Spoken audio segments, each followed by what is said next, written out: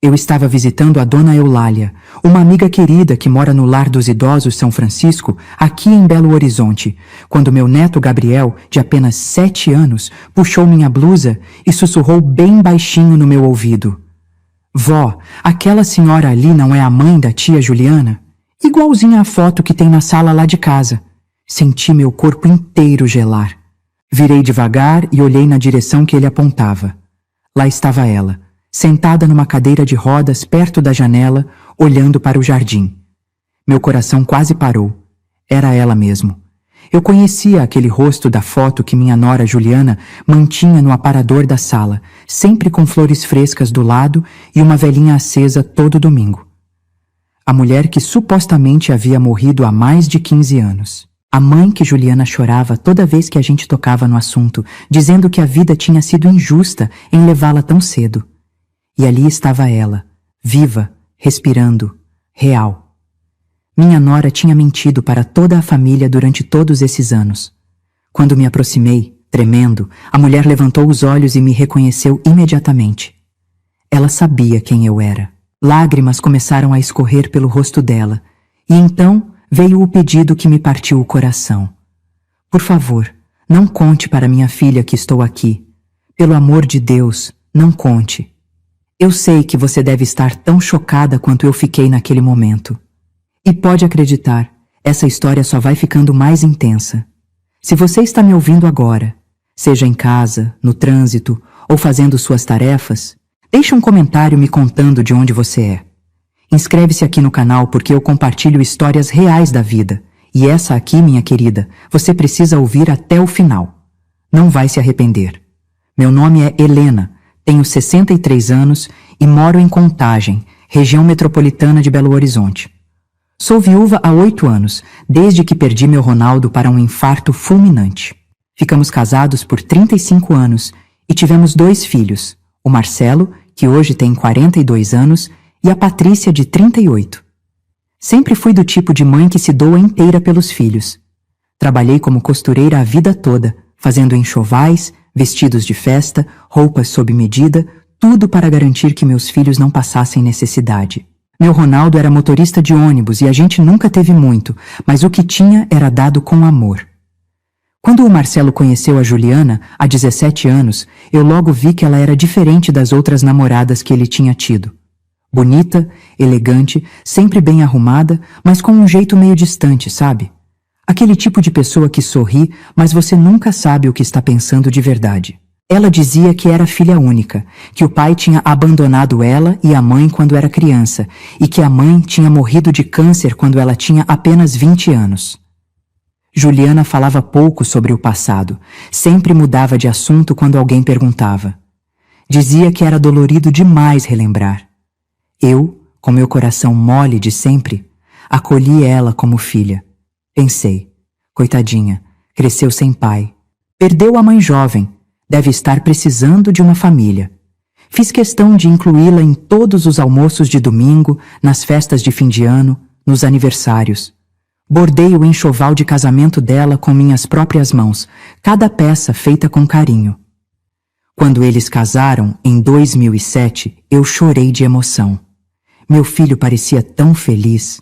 Juliana usou um vestido que eu mesma fiz, com renda de Bruxelas que comprei parcelado em 12 vezes. Valeu cada centavo. Depois que meu Ronaldo morreu, em 2016, eu me aproximei ainda mais dos meus filhos.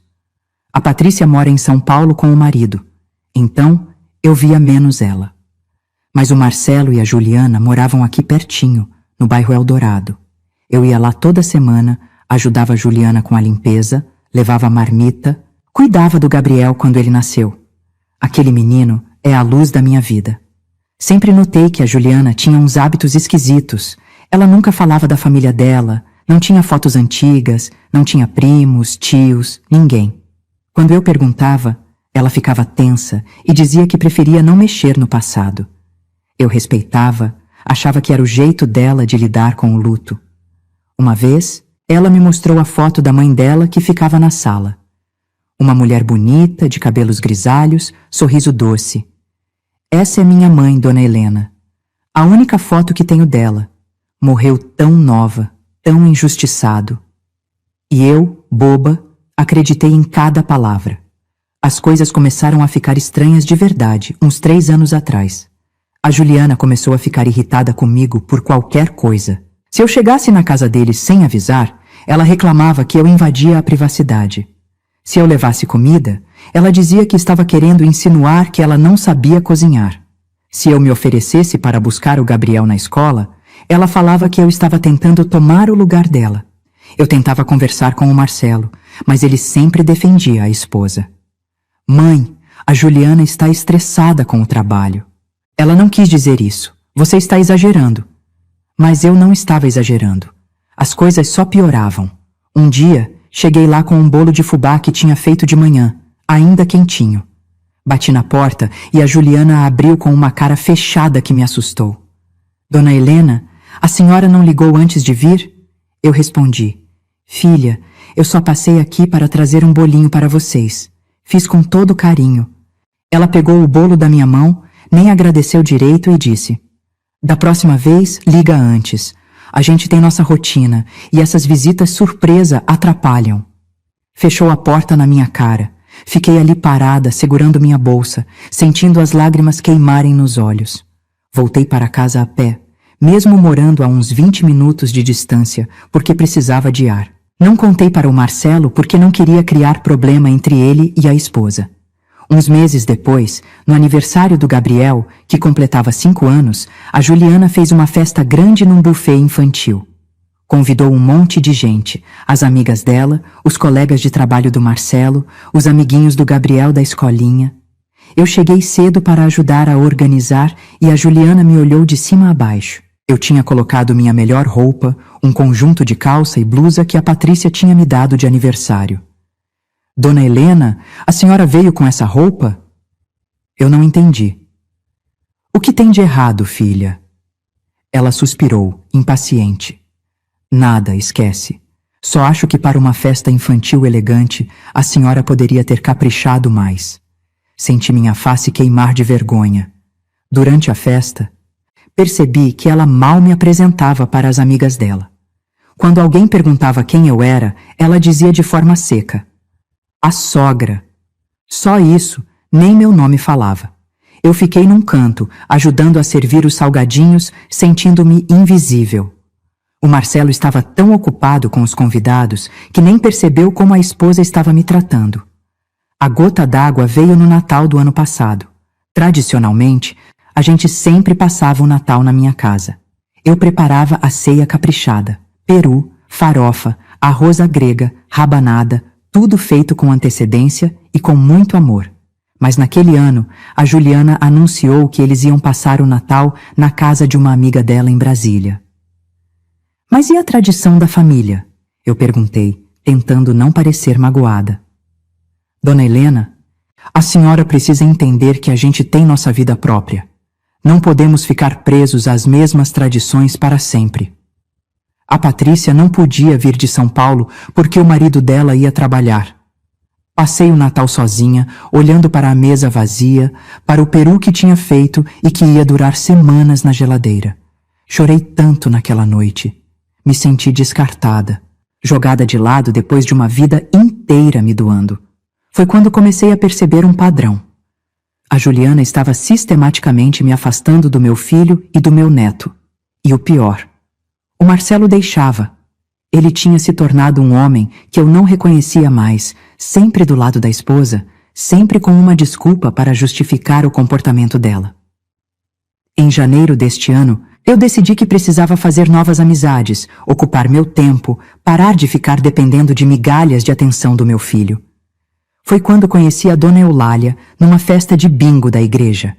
Nós nos tornamos amigas rapidamente.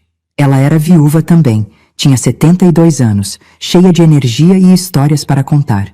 Quando ela teve que ir morar no Lar dos Idosos São Francisco, porque teve um AVC leve e precisava de cuidados, prometi que ia visitá-la toda semana.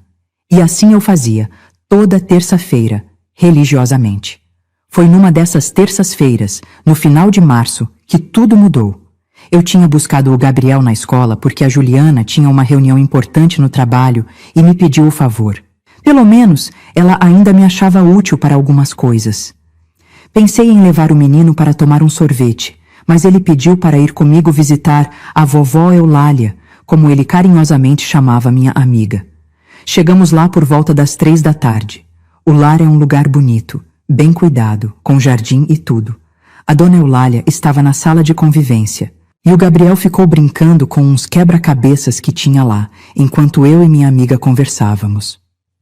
Foi quando ele se levantou e foi até a janela olhar os passarinhos no jardim. De repente, senti ele puxar minha blusa. Vó, vem ver uma coisa. Fui até lá e ele apontou discretamente para uma senhora sentada numa cadeira de rodas, sozinha, olhando pela janela. Aquela senhora ali não é a mãe da tia Juliana? Igualzinha à foto que tem na sala lá de casa. Meu sangue gelou. Olhei com atenção. O perfil, o cabelo grisalho, mesmo de longe eu reconheci. Era o mesmo rosto da foto que a Juliana mantinha no aparador. Mas como? A mulher estava morta. Tinha morrido há 15 anos. Meu coração começou a bater tão forte que senti uma tontura. Gabriel, fica aqui com a vovó Eulália um pouquinho, tá, meu amor? Caminhei devagar até a mulher, minhas pernas tremendo. Quando cheguei perto, ela virou o rosto e nossos olhares se encontraram. Houve um reconhecimento imediato. Ela sabia quem eu era. A senhora é Helena, não é? A mãe do Marcelo. Minha avó saiu num fio. E a senhora é a mãe da Juliana, a que deveria estar morta. Lágrimas começaram a rolar pelo rosto dela. Ela fechou os olhos, respirou fundo, e quando abriu novamente, havia tanto sofrimento naquele olhar que eu quase não aguentei. Por favor, senta aqui do meu lado. Preciso te pedir uma coisa. Sentei numa cadeira ao lado dela, meu corpo inteiro tenso. Por favor, não conte para minha filha que estou aqui. Pelo amor de Deus, não conte. Eu estava confusa, chocada, sem entender nada. Mas como assim não contar? A Juliana disse para todo mundo que a senhora morreu. Por quê? O que aconteceu? A mulher limpou as lágrimas com as mãos trêmulas. Meu nome é Vera, Vera Regina. E eu não morri, como você pode ver. Minha filha me colocou aqui há 4 anos e pediu para eu nunca entrar em contato com ela. Disse que eu estava morta para ela, que não queria mais me ver. Senti como se o chão tivesse desaparecido debaixo dos meus pés. Dona Vera começou a me contar a história dela, e cada palavra era como uma facada no meu peito. Ela tinha sido casada com um homem violento que realmente as abandonou quando Juliana era criança. Vera trabalhou como faxineira, lavadeira, de tudo um pouco para criar a filha sozinha. Passaram dificuldades terríveis, moraram em lugares humildes, às vezes faltava comida na mesa. Eu fiz tudo o que pude pela minha filha, Helena. Tudo. Trabalhei até meus ossos doerem para dar estudo para ela, para que ela tivesse as oportunidades que eu nunca tive. Juliana conseguiu uma bolsa de estudos, fez faculdade de administração, arrumou um bom emprego. E conforme ia subindo na vida, ia tendo cada vez mais vergonha da própria origem, da mãe que limpava a casa de madame. Ela começou a inventar histórias sobre nossa vida. Dizia para as amigas que a gente tinha sido classe média, que eu tinha sido professora. Eu deixava porque via que ela sofria com a pobreza que a gente tinha vivido. Mas quando Juliana conheceu o Marcelo, a mentira ganhou proporções absurdas. Ela não queria que a família dele soubesse da verdade sobre a origem humilde dela. Então começou a me afastar, a pedir para eu não aparecer quando tinha gente importante por perto. Dona Vera me contou que Juliana pagava um quartinho simples para ela morar, longe, mas proibiu a mãe de ter qualquer contato com o namorado ou a família dele. Quando eles casaram, eu nem fui convidada para o casamento, Helena. Fiquei sabendo pela vizinha que tinha visto as fotos no Facebook. Eu senti uma revolta crescer dentro de mim. Como alguém podia fazer isso com a própria mãe? E como foi que a senhora veio parar aqui? Dona Vera suspirou fundo. Há 4 anos eu tive um derrame. Fiquei com sequelas. Precisava de cuidados. Liguei para a Juliana pedindo ajuda e ela veio me ver no hospital. Pensei que finalmente minha filha ia ter compaixão de mim. Mas sabe o que ela disse? Ela disse que ia me colocar num asilo e que eu nunca mais deveria entrar em contato com ela. Que se eu tentasse falar com ela ou com a família do marido dela, ela ia me deixar na rua. Que para ela, eu estava morta. A voz de Dona Vera quebrou. Ela paga esse lugar aqui, é verdade, mas me tirou da vida dela completamente. Tenho um neto que nunca conheci, nem sei o nome dele. Olhei para o Gabriel, que brincava inocentemente com a Dona Eulália, e depois olhei para aquela mulher destroçada na cadeira de rodas. O nome dele é Gabriel, tem 7 anos e é uma criança maravilhosa. Dona Vera começou a chorar copiosamente. Gabriel, que nome lindo!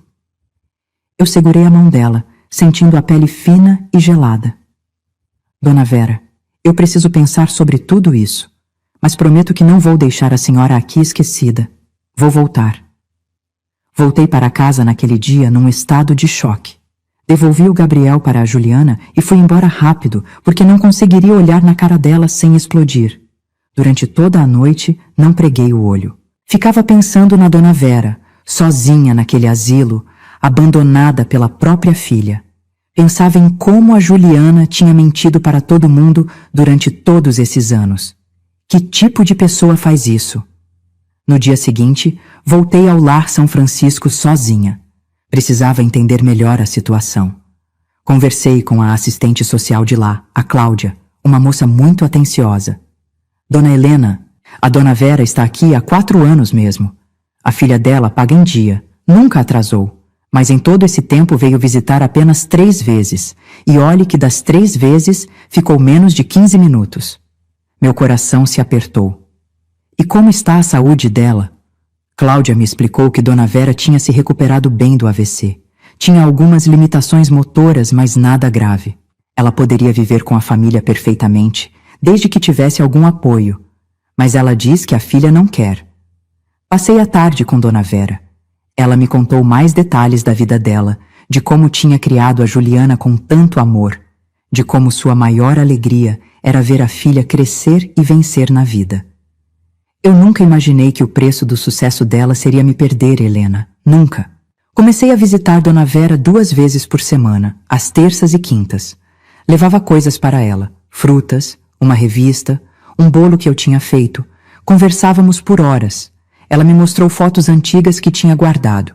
Juliana criança, Juliana se formando, Juliana sorridente ao lado da mãe, em tempos melhores. Era de partir o coração. Eu sabia que tinha que contar para o Marcelo. Meu filho merecia saber com quem ele tinha se casado.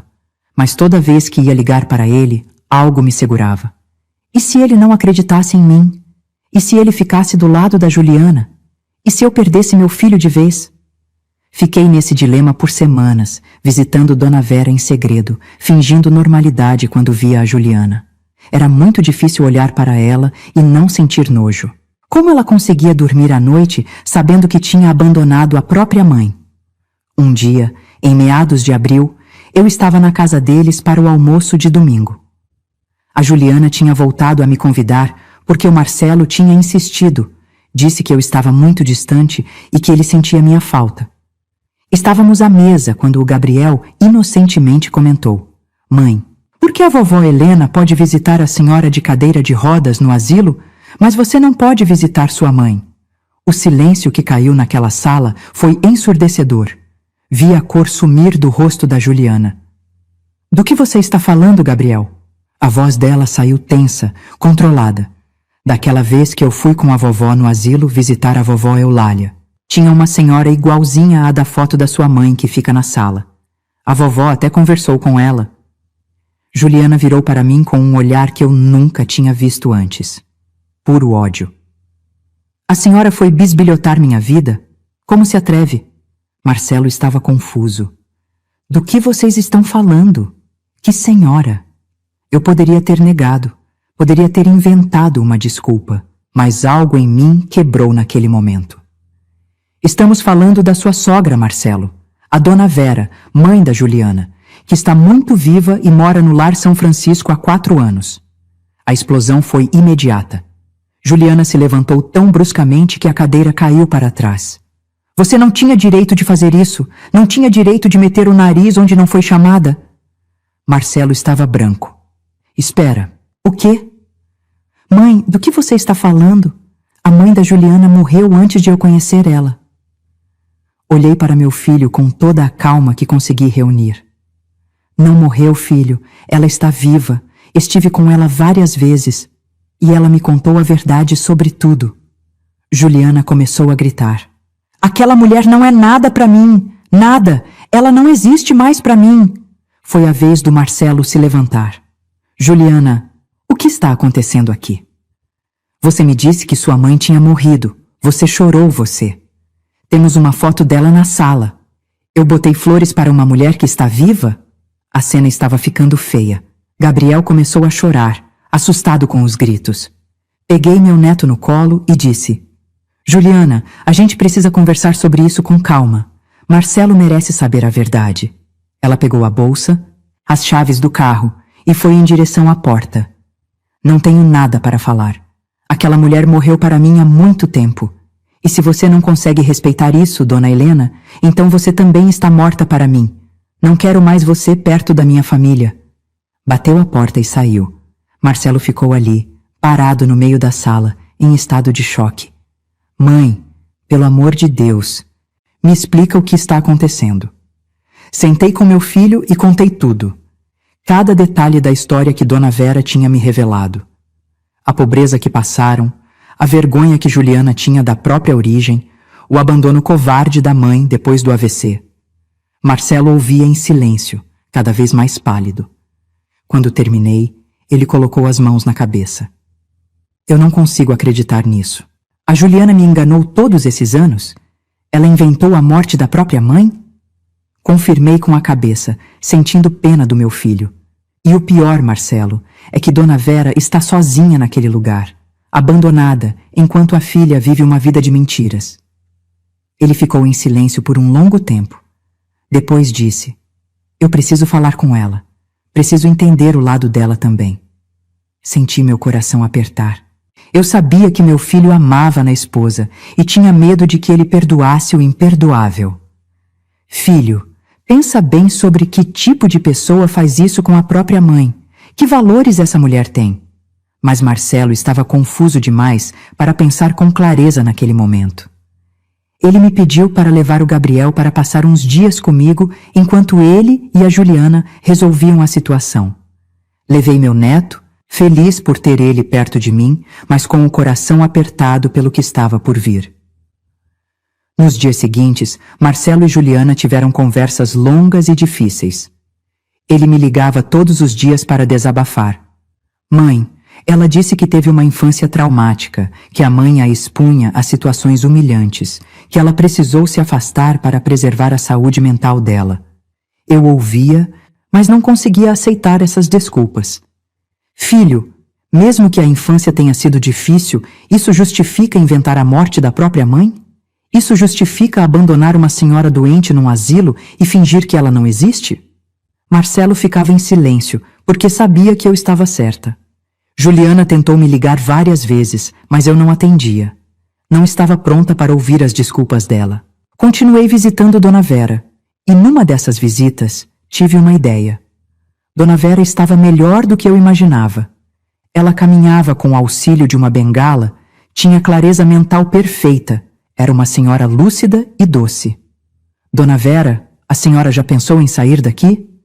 Ela me olhou com tristeza. Para onde eu iria, Helena? Não tenho ninguém. Minha filha me colocou aqui e esse é meu lugar agora. Foi quando percebi que eu tinha mais poder nessa situação do que imaginava. Durante anos, eu tinha sido a sogra boazinha, aquela que aceitava tudo, que engolia desaforo, que se contentava com migalhas. Mas pela primeira vez na vida, eu vi com clareza. Eu tinha algo que a Juliana não tinha. Eu tinha amor verdadeiro, eu tinha caráter, eu tinha princípios. E mais do que isso, eu tinha o respeito do meu filho, mesmo que ele estivesse confuso no momento. Juliana tinha construído toda a vida dela em cima de mentiras. E mentiras sempre vêm à tona, uma hora ou outra. Comecei a pensar estrategicamente. Não disse nada para ninguém, mas fui juntando as peças do quebra-cabeça. Descobri que a Juliana tinha muito medo de que a família dela, os amigos dela, As colegas de trabalho descobrissem a verdade sobre a origem humilde dela. Toda a imagem que ela construiu era baseada em mentiras. Comecei a passar mais tempo com Dona Vera, conhecendo melhor a história dela, coletando informações. Dona Vera me mostrou documentos, fotos, registros escolares da Juliana que provavam tudo o que ela tinha me contado. Guardei tudo com cuidado. Marcelo finalmente tomou uma decisão. Ele disse para a Juliana que queria conhecer a sogra dele, que não importava o que tinha acontecido no passado, aquela era a mãe dela e ele tinha direito de conhecê-la. Juliana resistiu, chorou, fez escândalo, mas Marcelo foi firme. Juliana, você me mentiu sobre algo fundamental. A confiança entre nós está quebrada. Se você quer que eu considere continuar esse casamento, você vai ter que pelo menos me deixar conhecer sua mãe e entender essa história. Foi quando Juliana percebeu que tinha perdido o controle da situação. Ela concordou, mas colocou condições. Eu não vou junto. Você vai sozinho. E não quero que a minha mãe ache que eu vou voltar para a vida dela, porque não vou. Marcelo ficou enojado com a frieza dela, mas aceitou. Combinamos de ir juntos, eu e ele, visitar a Dona Vera num sábado de manhã. Mas eu não contei para ninguém que tinha outro plano em mente. Eu tinha conversado com a Patrícia, minha filha, e contado toda a história. Ela ficou horrorizada. Mãe, essa Juliana é uma cobra. O Marcelo precisa se divorciar dela. Que exemplo ela está dando para o Gabriel? Patrícia, que sempre foi mais decidida que o irmão, quis vir de São Paulo para a reunião. Disse que o marido dela podia ficar com os filhos um fim de semana e que ela precisava estar lá para apoiar o irmão. Concordei, mas pedi segredo. Queria que a Juliana sentisse o peso de tudo que ela tinha feito. No sábado marcado, cheguei no Lar São Francisco com o Marcelo. Ele estava nervoso, visivelmente ansioso. Mãe, e se ela não quiser me ver? E se ela me odiar por eu ter me casado com a filha dela sem saber que ela existia? Segurei a mão do meu filho. Filho, Dona Vera é uma mulher de coração imenso. Ela vai te receber bem. Pode confiar. Quando entramos na sala de visitas, Dona Vera estava lá, sentada numa poltrona, de roupa bonita, cabelo penteado. Ela tinha se arrumado. Quando viu o Marcelo, seus olhos se encheram de lágrimas. Você é o Marcelo, meu genro, o pai do meu neto. Meu filho se aproximou, emocionado, e ajoelhou na frente dela. Dona Vera, eu sinto muito. Eu não sabia. Se eu soubesse que a senhora estava aqui, viva, eu nunca teria permitido isso. Eles conversaram por horas. Dona Vera contou toda a história de novo, dessa vez com mais detalhes. Contou das dificuldades que passou para criar a Juliana, do amor incondicional que sempre teve pela filha, da dor de ser rejeitada e abandonada. Marcelo chorava. Meu filho, que sempre foi sensível, estava destroçado. Como a Juliana pôde fazer isso? Como? No meio da conversa, a porta se abriu e entrou a Patrícia. Tinha combinado com ela esse momento surpresa. Oi, meu irmão. Vim dar apoio. Marcelo abraçou a irmã e os dois se sentaram com Dona Vera. Patrícia, sempre mais direta, disse: Dona Vera, a senhora tem mais família agora. A gente não vai deixar a senhora aqui abandonada, não se a gente puder fazer algo a respeito. Foi quando apresentei minha proposta. Eu tinha uma casa de 3 quartos. Morava sozinha desde que o Ronaldo tinha morrido. Tinha um quarto de hóspedes que nunca usava.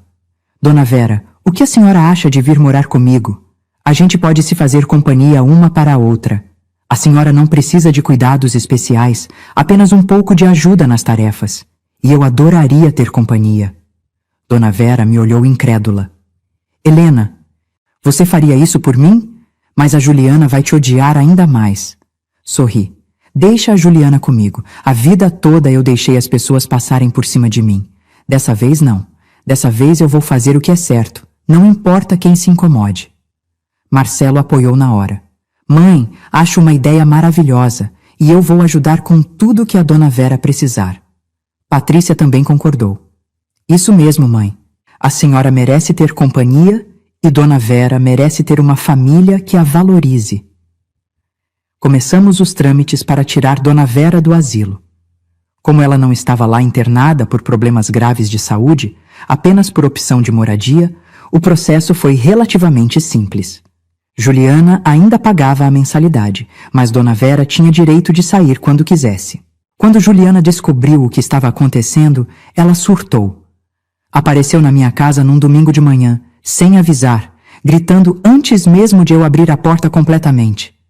Você não tem o direito de fazer isso? Não tem o direito de tirar minha mãe de lá?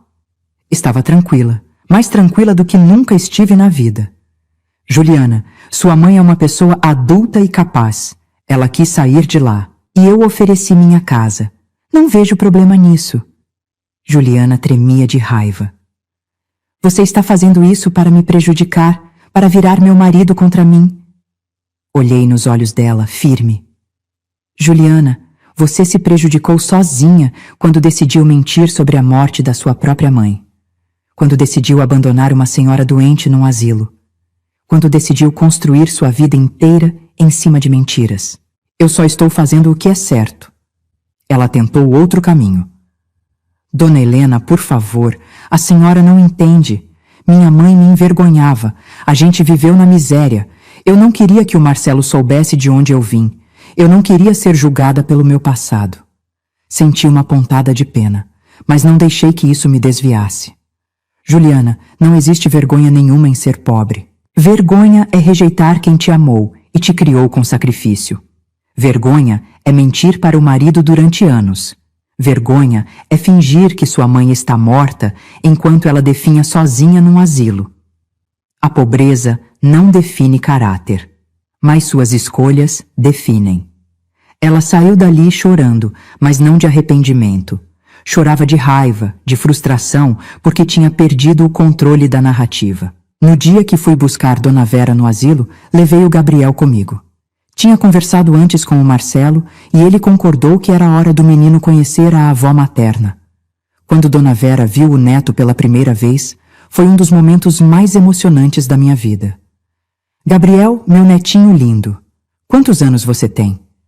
Gabriel, que é uma criança doce e educada, respondeu: Tenho 7 anos, senhora. A vovó Helena disse que você é minha vovó também.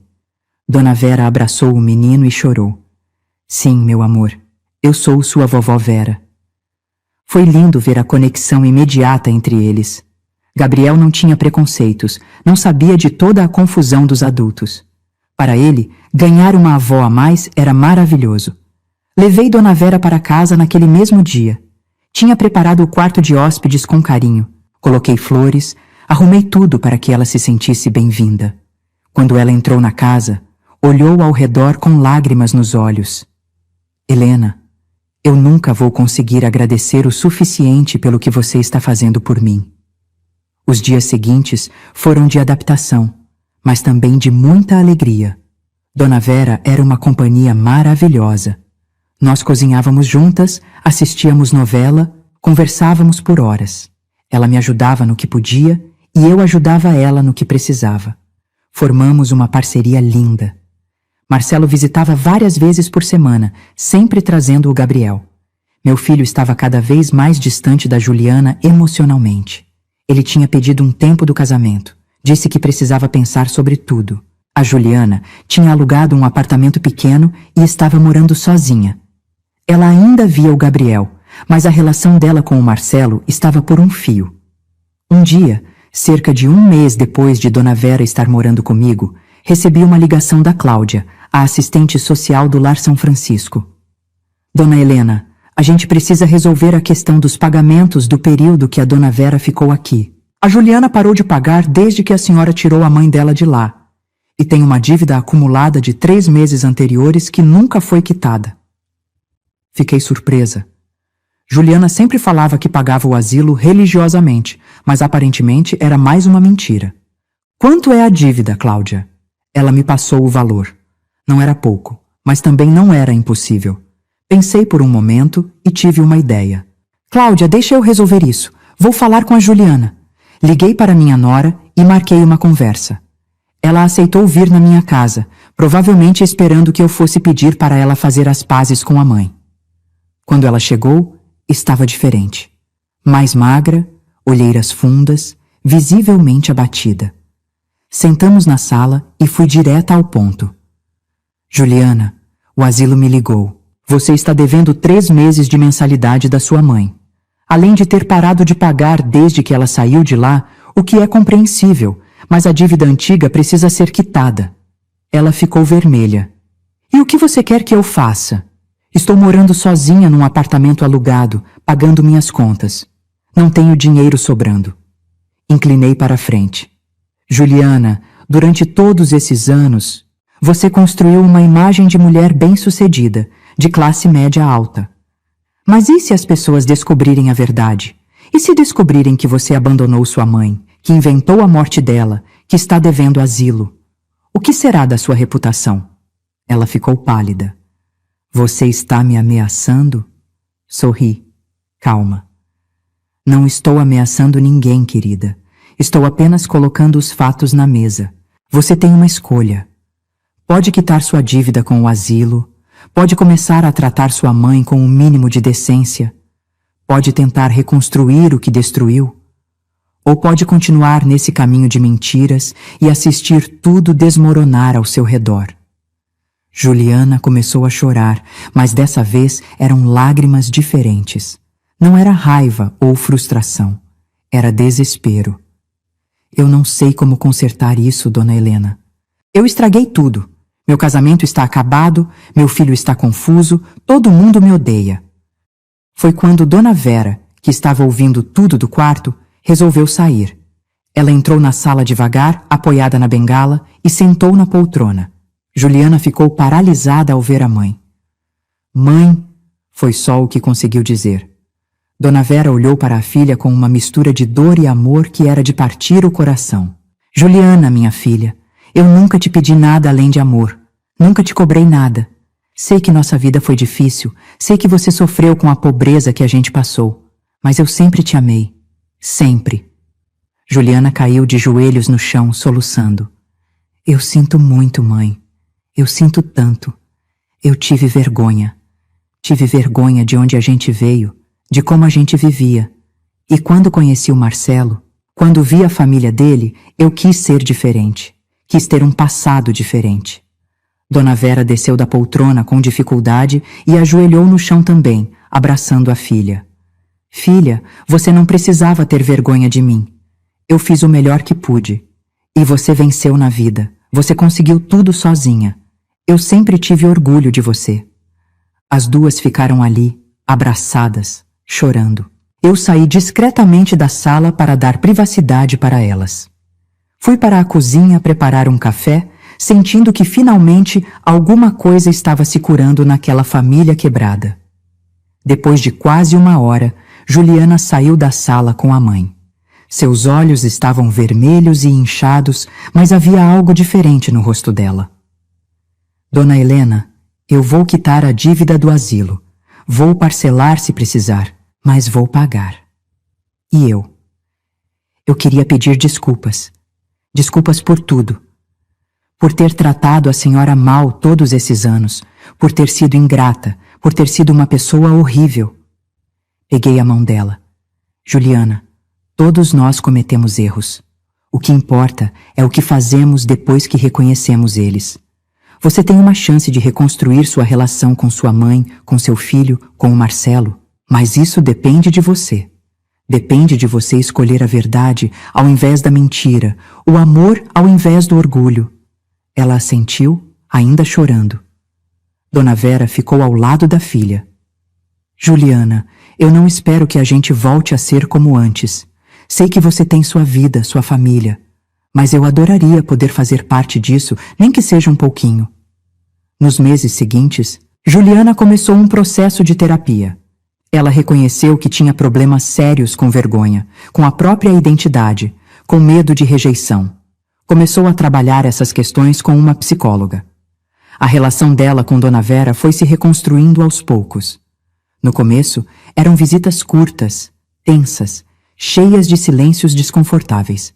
Mas com o tempo, mãe e filha começaram a conversar de verdade, a se reconectar. Juliana trouxe o Gabriel para visitar a avó Vera regularmente, e a relação entre eles floresceu de uma forma linda. Meu neto tinha ganho outra avó, E ele amava isso. Quanto ao Marcelo, ele decidiu dar uma chance para o casamento, mas com condições. Juliana, eu te amo. Mas a confiança entre nós foi quebrada de uma forma muito grave. Se a gente vai tentar de novo, precisa ser com total transparência. Sem mentiras, sem segredos. E você precisa continuar a terapia. Precisa continuar trabalhando para ser uma pessoa melhor. Juliana concordou. Ela quitou a dívida do asilo em 6 parcelas. Começou a visitar a mãe toda semana. Pediu desculpas formais para mim, para o Marcelo, para a Patrícia. Começou a se esforçar de verdade para mudar. Não foi um caminho fácil. Houve recaídas, houve momentos em que o orgulho dela falava mais alto, houve discussões. Mas ela persistiu. E Dona Vera, com o coração imenso que tinha, foi perdoando, foi acolhendo, foi amando. Hoje, quase 6 meses depois de tudo isso ter começado, a situação está muito melhor. Dona Vera mora comigo e somos companheiras inseparáveis. Ela recuperou parte dos movimentos que tinha perdido com o AVC. Está mais forte, mais feliz. Juliana e Marcelo voltaram a morar juntos, mas o casamento está em processo de reconstrução. Vai levar tempo para a confiança voltar completamente. Juliana está aprendendo a lidar com suas questões. Está aprendendo a valorizar de onde veio ao invés de ter vergonha. No último domingo, fizemos um almoço de família lá em casa. Eu, Dona Vera, Marcelo, Juliana, Gabriel e até a Patrícia, que veio de São Paulo com o marido e os filhos. Estava todo mundo reunido na mesa, comendo, conversando, rindo, e em um momento olhei ao redor e senti uma gratidão imensa. Gratidão por ter tido coragem de fazer o que era certo, mesmo quando era difícil. Gratidão por ter acolhido Dona Vera quando ela precisava. Gratidão pela segunda chance que todos nós estávamos tendo. Depois do almoço, Juliana pediu para falar comigo em particular. Fomos para o quintal, sentamos no banco debaixo da mangueira. Dona Helena, eu queria te agradecer. De verdade. Se você não tivesse encontrado minha mãe naquele dia, se você não tivesse tido coragem de confrontar minhas mentiras, eu teria continuado naquele caminho destrutivo. Você salvou minha família. Você salvou a mim. Segurei a mão dela. Juliana, eu não fiz nada de especial.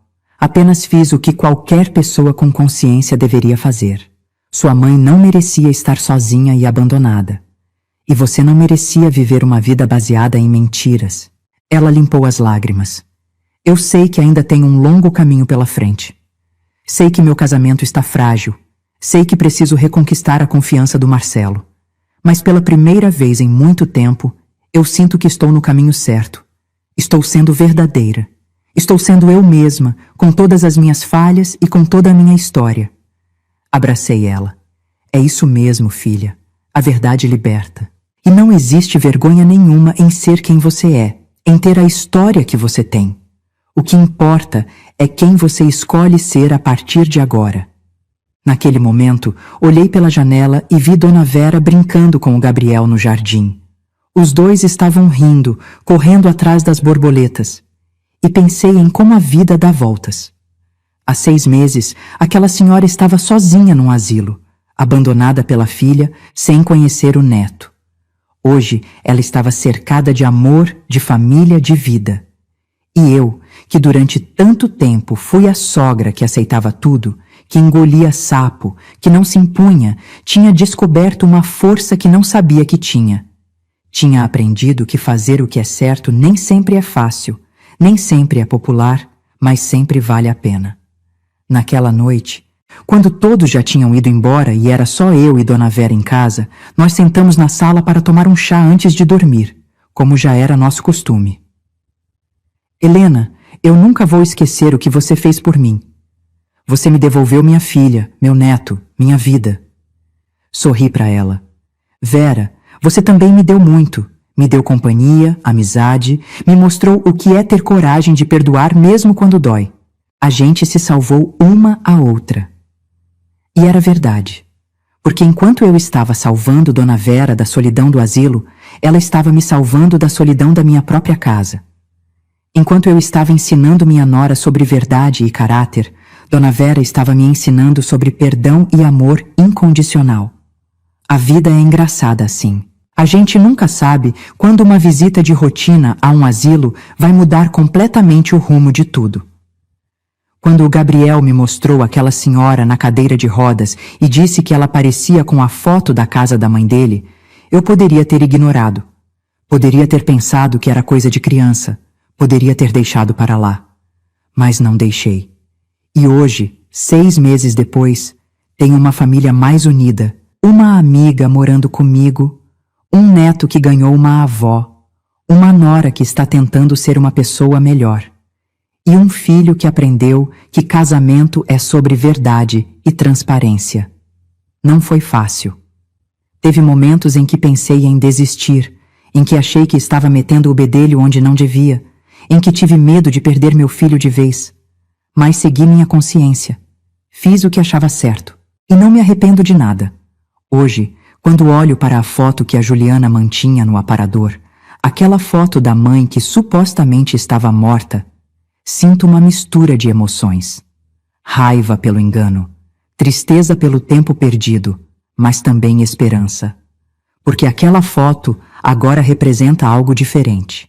Representa uma família que se reencontrou, uma mãe e uma filha que se reconciliaram, um neto que conheceu a avó, uma sogra que encontrou coragem. Representa segundas chances, representa perdão, representa amor. E hoje, essa foto não está mais sozinha no aparador da casa da Juliana. Ao lado dela, tem fotos novas. Dona Vera com o Gabriel no colo, Dona Vera com a Juliana abraçadas, Dona Vera comigo no nosso jardim. Fotos de vida, de presente, de futuro. As fotos de uma mulher que não está mais morta para a família, que está viva, amada, presente. E isso, minha querida que está me ouvindo, isso não tem preço. E você que está me ouvindo agora, seja você filha, seja você mãe, seja você sogra, eu te pergunto, o que você faria no meu lugar? Se você descobrisse que alguém da sua família está abandonado, esquecido, você teria coragem de enfrentar as consequências de fazer o que é certo? Deixa aqui nos comentários. Eu quero saber sua opinião. Porque histórias como essa, histórias reais da vida, elas servem para nos fazer pensar, para nos fazer refletir sobre nossos próprios valores, nossas próprias escolhas. Quantas Dona Veras existem por aí, abandonadas em asilos, em quartos de fundos, esquecidas pelas famílias que um dia amaram com tanto sacrifício? Quantas Julianas existem, escondendo suas origens, tendo vergonha de quem são, vivendo vidas de mentira? E quantas Helenas precisam existir, pessoas dispostas a fazer o que é certo, mesmo quando é difícil, mesmo quando é impopular, mesmo quando machuca? Eu não sou heroína. Sou apenas uma senhora de 63 anos que fez uma escolha. A escolha de não virar as costas para o sofrimento de outra pessoa. A escolha de confrontar a mentira com a verdade. A escolha de acolher ao invés de julgar. E essa escolha mudou não só a minha vida, mas a vida de toda uma família. Então, eu te deixo com essa reflexão. Que escolhas você está fazendo hoje? Você está vivendo na verdade ou na mentira? Você está acolhendo ou rejeitando? Você está sendo verdadeiro sobre quem você é ou está com vergonha da sua própria história?